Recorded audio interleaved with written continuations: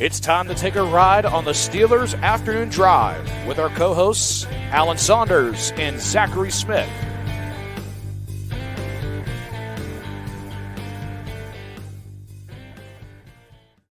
Welcome into another episode of Steelers Afternoon Drive. I'm Zachary Smith. That is Alan Saunders. Alan, I don't even know if I want to ask you how you're doing. We appreciate the fact that you're here. We're calling this Alan's flu game. Very sick right now, but he's here with us back. Alan, what's going on? Yeah, if you heard like someone who sounded like an Ohio River monster asking Mike Tomlin questions on the press conference after the Bengals game, that was just me. Yeah, I've been under the weather a good bit. 10 hours round trip driving to Cincinnati in the last 48, not really helping that much. Long night last night. So yeah, I'm getting through it. I hope I don't sound too bad. Some of the female reporters that cover the Steelers said that a deeper voice can be sexy. So I don't know. That's what I'm hoping for here. I will try to double my energy to make up for the fact that you might not have as much on today's episode. But Alan, we got to talk about this game yesterday. A lot of people excited to see how game one without Matt Canada would go for this offense. They pass 400 yards of total offense in this game for the first time and nearing 58 games? Nearing 60 games since 2020 that they had done so. But I want to talk about this offense because from your perspective, I want to know how different did it actually look? Like, obviously the results were better. The execution was there at times more than it has been in previous weeks. But like schematically, what was different? What was real? What isn't real going forward? What can we expect? I mean, they didn't do anything that they haven't done before. Okay, let's just say that. Like, there was no new plays that I saw that were just like, oh, that hasn't happened. There were some wrinkles, right? I mean, we saw a couple things maybe done on different packages, or like they ran their 3 tight end package a lot more than we've seen them do it in any one game. We saw maybe it was just one play, but we did see some pony, which I've been calling for, I feel like, for weeks. We saw, obviously, the usage of Pat Freiermuth. We talked about this, that first game back from a hamstring, figured he wasn't going to be a big part of the game plan right away in that Cleveland game. But I think the impact of Pat Freiermuth coming back, obviously, it's sort of hard to separate that out, right, from the other changes. Like, I asked Kenny Pickett, I was like, did you know coming into this game it was going to be like, oh, really going to try to get the ball to Pat? And he's like, not really. That's just what the Bengals were giving us. I just thought they did a much better job of being fluid, staying on schedule, staying out of 3rd and long. And I just felt like it was, like we've talked a lot on this show about how like the Matt Canada offense had a ceiling, but they weren't even reaching the level of that offense. I felt like this was like the Matt Canada offense run better than it has been. And look, like, is it a coincidence that it happens in the first game after they fire him? I don't know. It could be. Like, that's possible. Okay, like that. Like, we can't just assume, like, just because changes happen in proximal times doesn't mean that they are the cause, right? Okay, like, Pat Freiermuth coming back makes a huge difference for this offense and a huge difference in Kenny Pickett's willingness to throw the ball over the middle of the field. I don't think anybody would suggest otherwise. So, like, what's real and what isn't, right? What was a real change and what wasn't? I think that's really hard to parse out of one game. But there's a lot to feel good about coming out of that game. I wrote at SteelersNow.com, which is the website where my words live. You should go read them there so that I can get paid. In my column last night, look, I've been taking a lot of cold medicine, so maybe this was a bad choice artistically, but I went with it. Okay. Well, went in a little history lesson here. The era of good feelings was a part of the U.S. history when James Madison was president. That came immediately after the War of 1812. During the War of 1812, the United States was invaded by Britain, and they burned down the White House, and Dolly Madison had to go run. Like, it was not some kind of military success, but the era of good feelings came after it anyway because of coming together and patriotism. And like, I don't think you have to win a battle for the adversity of the battle to bring people closer together. And I think that's something I feel coming out of this team following the loss to the Browns, following the firing of Matt Canada, where the offense really needed to come together in a more significant way. And I feel like we've seen that. They seem much more on the same page. One missed communication between Kenny Pickett and Diontae Johnson. But it just felt like everybody was pulling in the same direction. And I think it was really good for them to get that result and to be able to reinforce that. Kenny said after the game, you can have like all the rah-rah speeches in the world, still get your butt kicked. Like, it doesn't matter how together you think you are if it doesn't translate into winning. But I think that's an important part of this. Mike Tomlin didn't actually come out and say that like losing the locker room was a part of the reason that Matt Canada was fired, but it was pretty clear that there was not a lot of confidence from the players in the locker room in the plan going forward. And it feels like there's now a buy-in again that was not there a week ago. And I think that's important. So that feels real to me. Kenny Pickett played pretty well. He's played pretty well in pieces before. I think that might have been like his most like complete game. There's still a lot of meat on the bone, man. Like, I went back and watched the tape, and there's like 5 or 10 plays where you're like, just right there.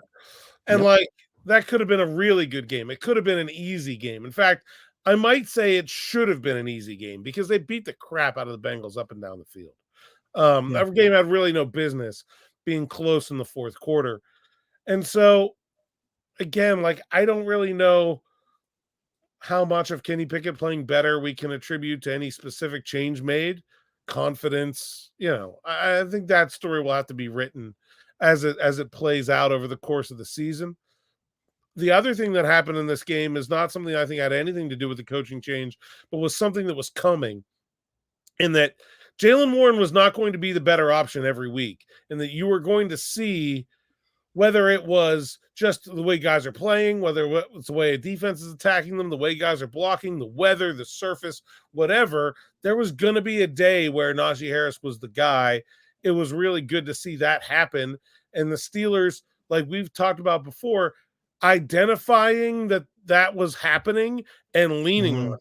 Like, that was something that we did not see in, Jaylen Warren goes off for 130 yards on 9 carries, right? This time, Najee clearly the better back throughout the day. And at the end of the game, it's Najee Harris getting the carries. Now, they couldn't put the game away the way they would have wanted to, but I felt like they did a better job of sort of realizing what was working and what was not working inside the game, and making those adjustments.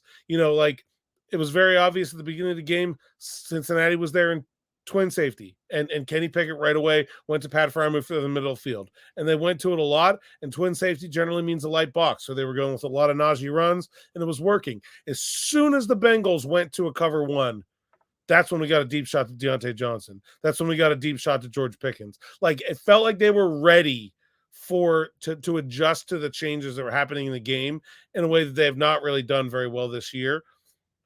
Again, can that be one game and a small sample? Obviously, but I feel like those are some of the things that felt like real tangible improvements that we should expect most of them to carry over going forward. Yeah, I made a lot of interesting points there. I think the first thing that I look at, and just from like the fan base perspective, the first thing that they're going to pull from this game and say was different was the utilization of the middle of the field. But to your point, when you see, cover 2, cover 6, what the Bengals were playing in, those present those opportunities more than the Steelers having to force the issue. So that is why I think great to see them open up the game with that type of look, though, and pick it immediately, just say, we're checking this box right now. We're using the middle of the field.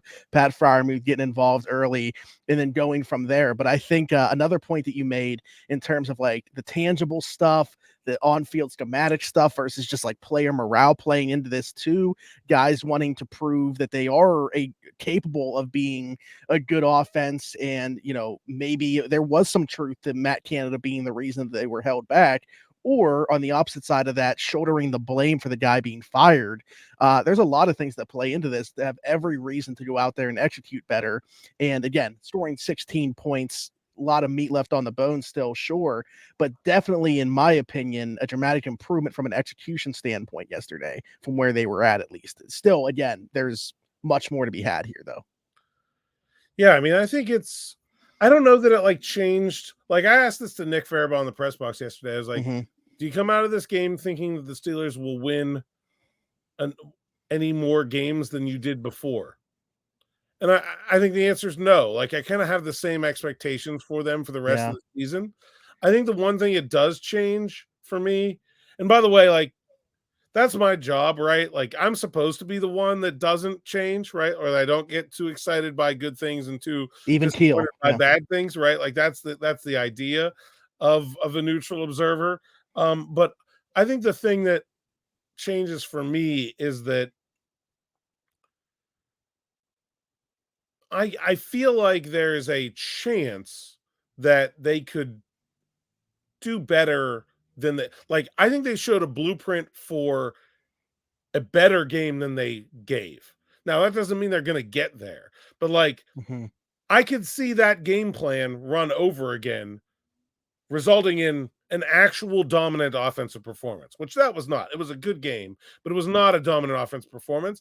But I can see the ingredients being laid out for that kind of dominant offensive performance.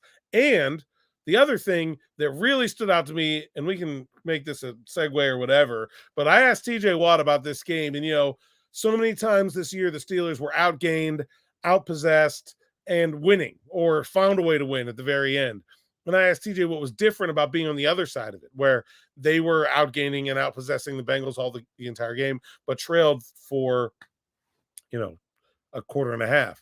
And he said, we were rested at the end of the game. Like we were so ready to go in that fourth quarter. They weren't going anywhere. Like it was like he's like, the way TJ Watt said it is like, this defense could be so much better if they weren't on the field all the dang time. Now he didn't come out and say that, but like, that's the message that was coming across there. Okay. And so like, that was eye-opening to me. Like they're already like sixth in the league in defense. Like he's saying like they could be better if their offense could just hang on to the ball a little bit more. Like that's an impressive thought, right? Like how much better could the Steelers defense really be if the offense just keeps them off the field in the way they did? That was the third most time of possession they've had since 2020 in that game. Wow. So like it was not just yards. They were eating up clock and they were keeping the defense off the field. And I think even though you don't score a lot anywhere near as much, if you get 400 yards, you're going to have more than 16 points. Like that's not enough. But man, did they do a good job of really controlling the flow of the game. Converting a lot of third downs. Yeah. And see, that is kind of where my mind goes to in regards to, you said, like, does it make me feel any differently? Or you and Nick were talking about, does it make you feel any differently? Like season outlook, bigger picture, does it make them win more games or anything like that? Being a top 6 defense with as little as their offense has given them, if they are able to be more well rested, they played 43 defensive snaps yesterday, which is crazy.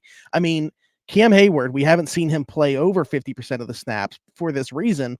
Played 81% of their defensive snaps yesterday because he was able to be so well rested. Only had to play like 35 snaps. So, and this is without Minkah Fitzpatrick, by the way. And I do want to bring up Trenton Thompson in a little bit because I feel like we just have to talk about him.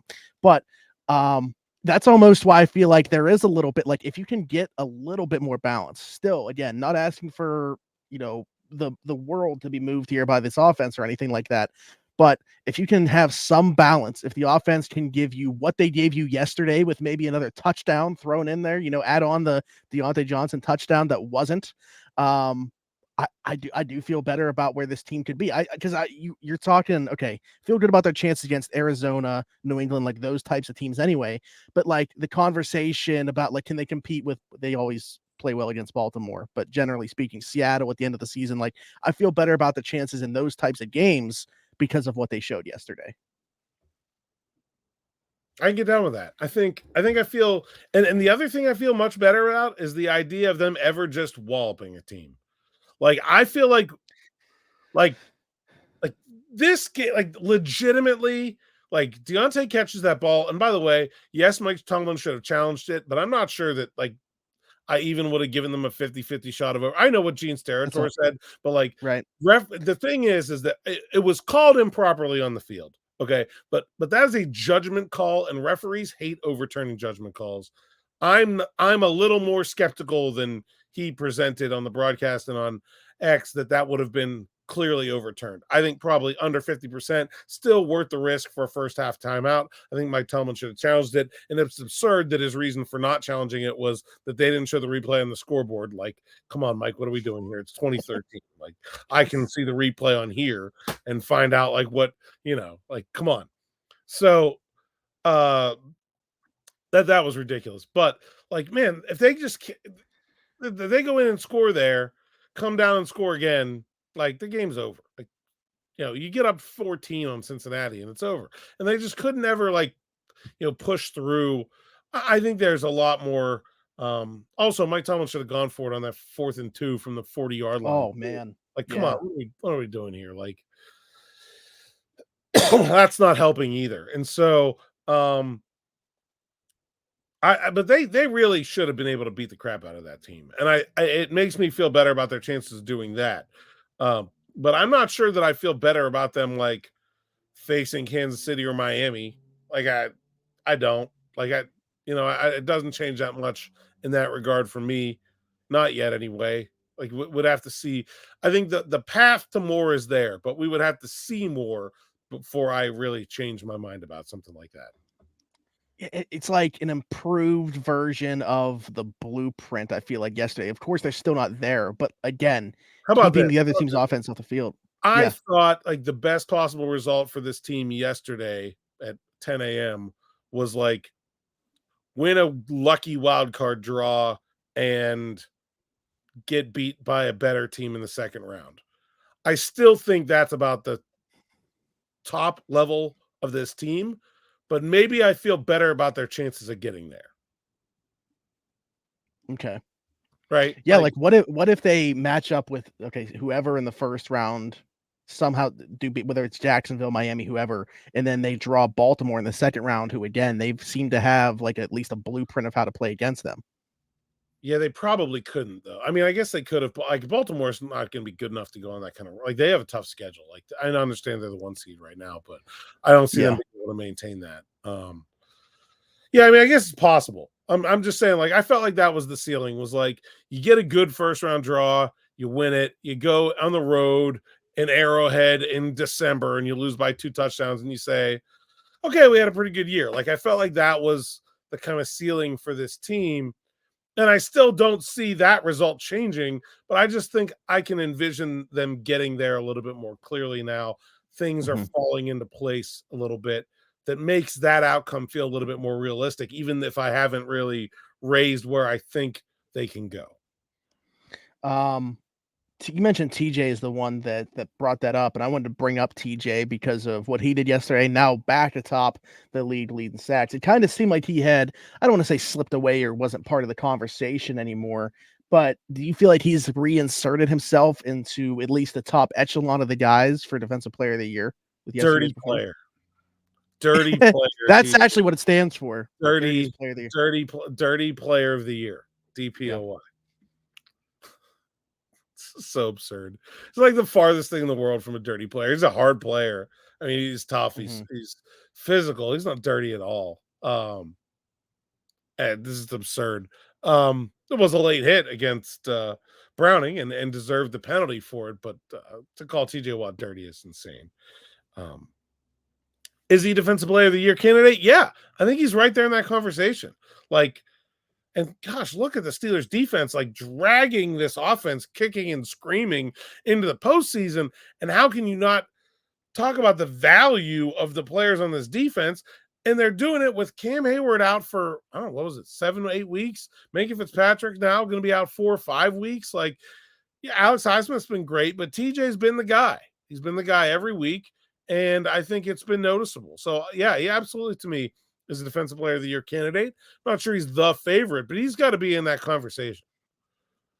Yeah, I'm not saying he ever was out of it. It just seemed like he was no longer really being talked about. Like Myles Garrett obviously kind of had like his breakout game that week against the Colts, and it had been him as the favorite since then. Deron Bland, who has the most pick sixes now in a season for the Dallas Cowboys, being part of that conversation. So it just kind of seemed like TJ had kind of gone by the wayside for a lot of people. I could get down with voting for Deron Bland too, because like pick sixes are incredibly valuable plays. Although DJ has two as a defensive touchdown too.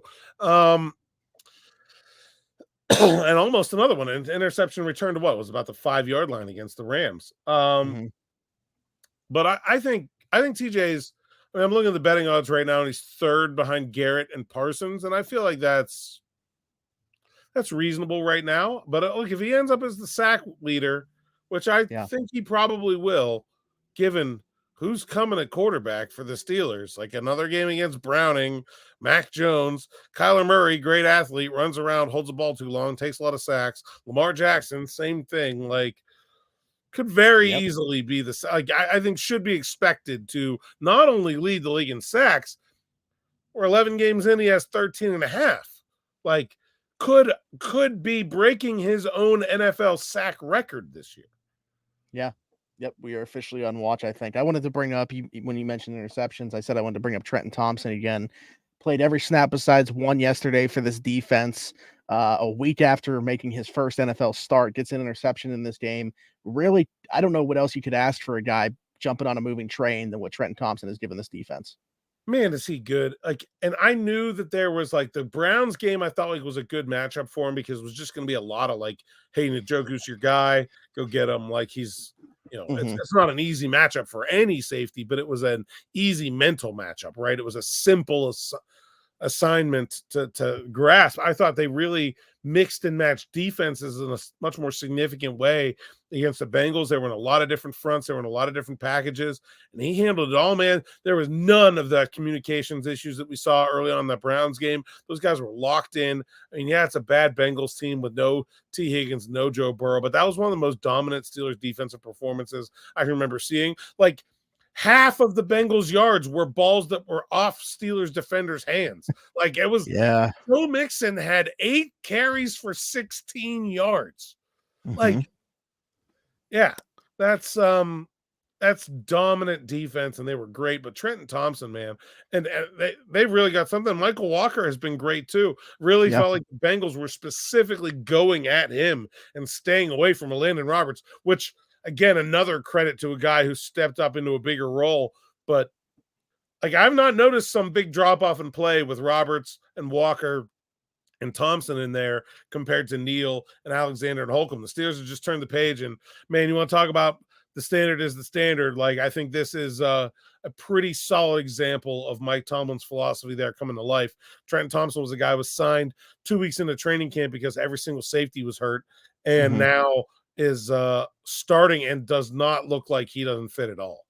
Right. It's a credit to the players and the coaching staff. I mean, for having those guys in those positions. How about pro scouts like Sheldon White and Dave Pettit to find guys both Walker was on a practice squad. Thompson was waived by another team.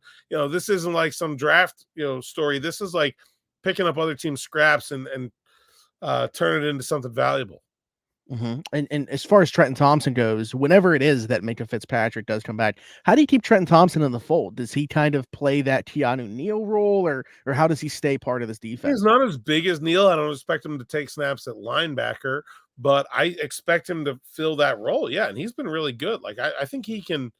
I think they got a player in Trenton Thompson beyond this next week. I think that he is a guy that should expect to stay on the roster and be a part of the rotation going forward. I think he's that good.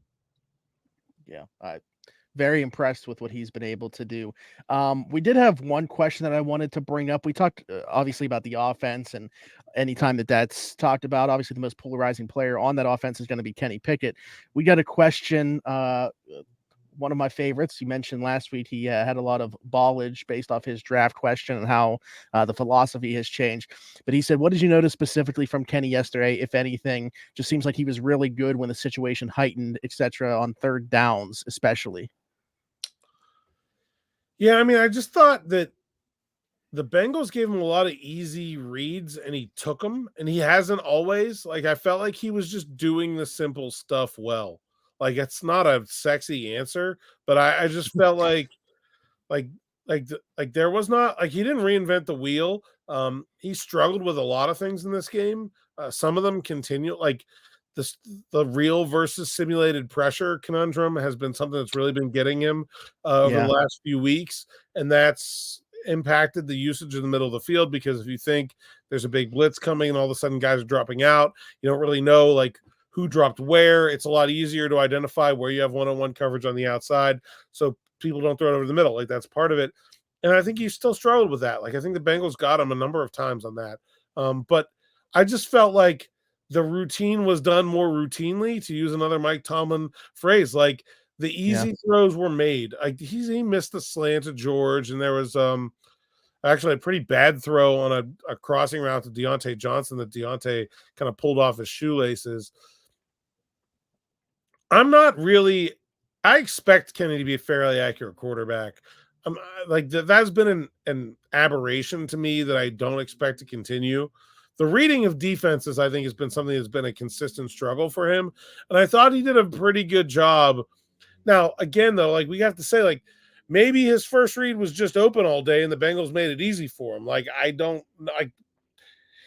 know. I'm not in his headset. I don't know the way the play is called, but I thought he did a good job of just taking what was given, not trying to force things, and he still missed a lot of open guys, but I think he was finding more of them, and especially on third down, like they found a good rhythm to keep him in third and manageable, and then really converted a lot of those like 3rd and 4s and 5s. They did a really nice job with those. 10 for 14, 165 yards, 110.7 passer rating, and we'll throw this in there for the PFF folks. 2 big time throws he was credited with on third down as well. Those big time throws always crack me up, because there was like a game where, like, I remember I was watching live, Justin Herbert was just like ridiculous, especially in the fourth quarter, and they didn't credit him with like a single big time throw the entire game. Like, in the fourth quarter alone, he probably had 4 that I would consider big time throws. So those are always funny, but wanted to throw that in there. Also, 8.4 yards per attempt in this one. Yeah, I mean, they really took advantage when the Bengals went into a single high. They took those 2 deep shots, one to Diontae down the right sideline. And while there's 3, one to hit 2 of them, 2 to George down the left side. One with George in the slot on a slot fade or slot corner. I'm not sure which one it was, but those have been there, and he hasn't been throwing them. Like, I don't really think those are dangerous passes. I don't think there was a quote from Jaylen Warren that said, I felt like we were more aggressive, or I don't know, something like that. Like, I'm not really sure I buy that. Like, it was all the same plays that they've called, like, literally. And yeah, I guess there can be different teaching points about that, but I just felt like Kenny was better, and we'll see if it continues. Yeah. Anything else? Yeah, we didn't bring up Deontay Johnson. Oh, yep. Deontay Johnson stuff. Yeah. So I don't know if you want to. Did we have a question about it, or did you just want to get into it? No. There was a lot of, just like when we posted the video on YouTube, there's a lot of people bashing him, but nothing was like actually posed as a question. Just a lot of people saying like he's given up on this team, needs to be traded. A lot of that type of stuff. Yeah, I mean, I don't think. Deontay Johnson is a pretty well-respected member of that locker room. I don't think that there's any problems between Deontay Johnson and his teammates. The idea that there was some big blow-up with him and Minkah Fitzpatrick during the Browns game was far overrated. I mean, look, these things happen every time a team loses. It's not even notable, really. I don't really get the sense that there are issues with Diontae Johnson among Steelers players. He probably needs to pay a little more attention when he's on the field than he did on that fumble where he just wanders off. That's not really excusable. But I don't think that there's, from a play, like I don't think there's a player issue or a locker room issue with Diontae Johnson right now. You just said it perfectly. Like, you can criticize what he did specifically on that one play and talk about him needing to be better there without making some brash long-term projection about him no longer needing to be on the team or criticizing him so far. Like, I saw people DMing him and saying stuff to, like, it is absolutely ridiculous how over the top people go. The way that you put it was perfect. I mean, we know how the coaches and his teammates value him, and the way that he's looked at in that locker room certainly needed to be better than he was on that Jaylen Warren fumble. Hopefully he learns from it. Yeah. I mean, and also, like, go watch the video. 5 other guys on the offense don't react to the ball either. I would just like to point out. Now, it's look, Connor Heyward makes a great play. It probably saves a touchdown. He's on his back. Like, he was trying to block, got himself pancaked, got up and made the tackle. Great hustle by Connor Heyward. Let's call out that. But there was like 4 or 5 other guys don't have any reaction to the play either. It was a weird play. He fumbled. Yeah. It looked like he was already down. He fumbled. The ball comes like far away from the play. Mm-hmm. You just got to pay more attention to that. I will also say this. Deontay Johnson's blocking or whatever quote is like top 5 quote for me. It's like, Alan, what did you do at work yesterday? I invented nuclear fusion or whatever. Yeah, like you can literally say anything or whatever. And it's I wanted to ask you something about that play, actually, because the blocking or whatever is hilarious, by the way. On that play specifically, it was definitely the or whatever part of that. But Charles Davis brought up on the broadcast that maybe they're telling him not to block. And obviously you wouldn't have heard this being at the covering the game. But Charles Davis said maybe on that play they would be telling him to not block to keep the corner from, or they want him to come in or something like that. Right. So, I mean, there's a school of thought where it just depends on the wide receiver and the cornerback involved, where sometimes you don't want your wide receiver to block unless the corner starts to make a move to get into the play. If your wide receiver is not a particularly big burly guy and he comes off the line and hits the corner and the corner takes 0.2 of a second to shunt him aside, now that corner knows it's a run and is a free player. Okay. Whereas if the wide receiver kind of stands there and does one of these, like then the corner is like, oh, what is it? Okay. Then you go, oh, there's a run over there. Like you kind of just might get him backpedaling too. Yeah.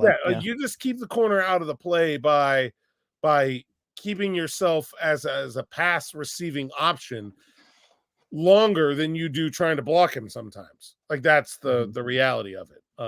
Now I don't know that I can't tell you whether he was told that or not for that play, or if he has the freedom to pick and choose when he wants to do things like that. There are certain plays where specifically they are told, don't block, just stand there and try to keep the corner distracted. I don't know if that's was part of this play call or not. I kind of doubt it, but it just, I don't know how the Steelers coach that and how, how much freedom he has there. But there are definitely times when you do not want your receiver to, at the snap of the ball, just go try to block a guy.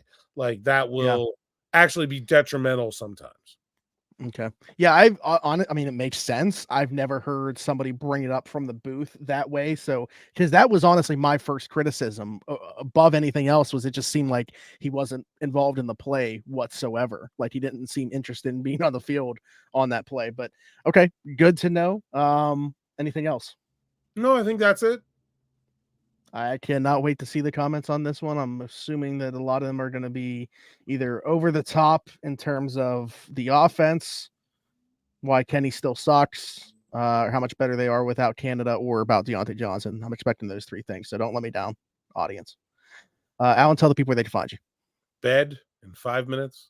At @Saunders_PGH on X, PGH Steelers Now, sites account, SteelersNow.com. Go there, read the words that I write, and read them. So that I can get paid. So, and like and subscribe to YouTube channel. We're moving. We got some movement here. I'm like 10-3. I like it. Let's keep it going. See where we can get by the end of the season here. I'm excited. Great to be growing the audience that way. Hey, you said audience. There you go. I'm learning. I can be taught. Yeah. 10,355 is the exact number. So yes, let's continue to grow that. How do we do that? Subscribe.